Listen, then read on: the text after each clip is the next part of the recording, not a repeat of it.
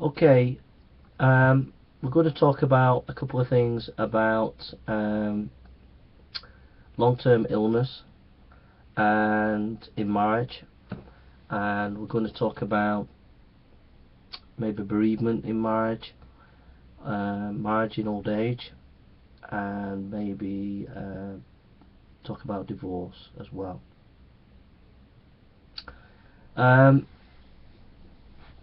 Long-term illness. Some marriages have real difficulties in one of the partner becomes sick. It might be sickness through some internal disease such as cancer, or it might be just degeneracy of the body for whatever reason, and it's long term. I think that you need to know that God is with you in that God will keep you, He will be with you, that it's not easy, that it's hard, but God will be with you through that. You need the support of your church, and the church need to be aware of the problems that you're facing, and they should be there to support you. Now, very often churches are not there, they don't care, and they're not supportive, and that's because the church has become nominal. But you need to let the church know what needs you have, and let them know how they can help you, and the church then needs to be willing and should try and support you where it can. You also need to let the local social services know what the issues are and get the help that you can from there. And you as a carer, if you're a carer, need to know, need to have support as well. So maybe meet with someone or some groups, I would say a group, or meet with people who have the same issue as you. That will be a help to you. So that's for you as a spouse who's got to deal with it long term. You need to make sure that you get rest, periodic rest yourself, where you can have a break. Otherwise it'll break you. Just keep giving out all the time. For the one who is sick, the sense of helplessness and despair and frustration can be very, very hard. And I just say to you that God loves you, that God is with you, that God can use you. Amy Carmichael was sick, she was on her bed for many, many years, but still God used her. Your sickness is not going to be lost. God will use you and help you in your sickness.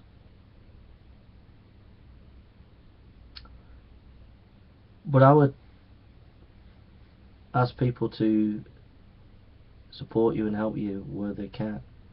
And the church has to realise it's a long-term thing and be willing to give long-term.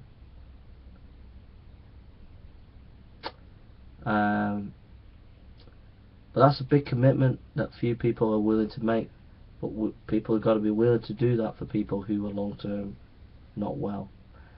The second thing is, I want to talk about old age. And there comes a point where the marriage takes on a new dimension, in the sense that one of the partners becomes to the point where they can't carry on. The body becomes too weak, the mind becomes too weak, and they have to go into a home. And then the other partner has to stay at their house and then go and visit their partner whose mind is gone. And you know, very, very, very stressful time, very heartbreaking for, say, a man or a woman who's been with their partner 50, 60 years and then has to see them go into a home. All I can say is that your marriage is built on God, and that ultimately He's with you in this, and that's where you've got to trust. You've got to trust that God is sovereign and that He's in control, and that He will help you in this. And it's not going to be easy. I remember as a as a trainee pastor, I went with another pastor, and we went to visit a man,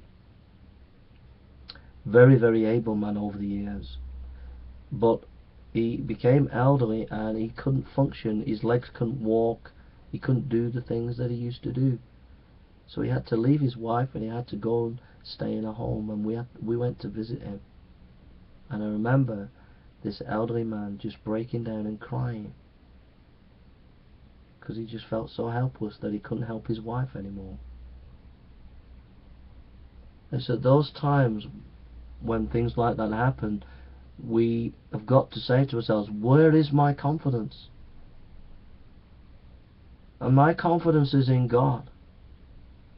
And though everything else is gone, I can trust in Him. And that's got to be our confidence. So it's at times like that we're tested as to who's our foundation. Our foundation is God. He will be with us. Even though it's so dark, He will be with us. And we trust in that darkness.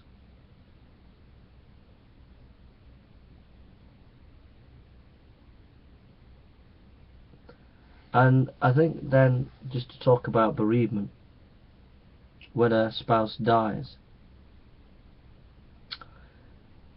the pain can be absolutely unbearable. There is Blakelock, yeah. This guy, I'll just get this guy, Professor Blakelock, wrote a book about the death of his wife, and it's a very howling book because you can feel the tremendous grief that he felt.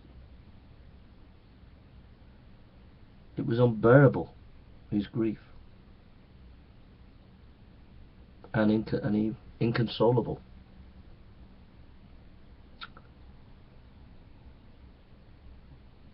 The death of a married spouse can mean that you remain loyal to them for the rest of your days, and you're always grieving for them, and you never let go.